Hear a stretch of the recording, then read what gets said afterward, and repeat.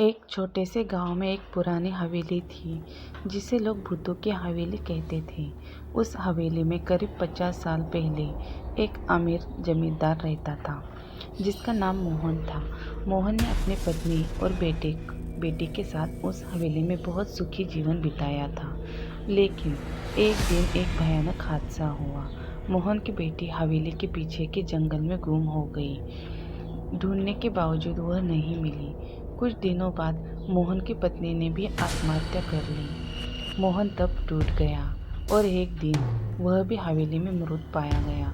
लोग कहते हैं कि उस दिन के बाद से हवेली में अजीब घटनाएं होने लगी। रात में हवेली से रोने की आवाज़ें आती, दरवाजे अपने आप खुलते और बंद होते और हवेली के आसपास लोगों को अजीब साये दिखते।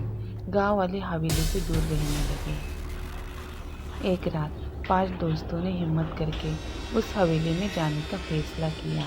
वे हवेली में घुस गए और अलग अलग कमरों में ढूंढने लगे। उन्हें मोहन की एक पुरानी डायरी मिली जिसमें लिखा था कि उसने अपनी बेटी को ढूंढने के लिए एक तांत्रिक की मदद ली थी, लेकिन तांत्रिक ने हवेली पर एक अभिशाप डाल दिया। तभी अचानक हवेली में बिजली चली गई और अंधेरा हो गया। दोस्तों ने एक दूसरे को खो दिया।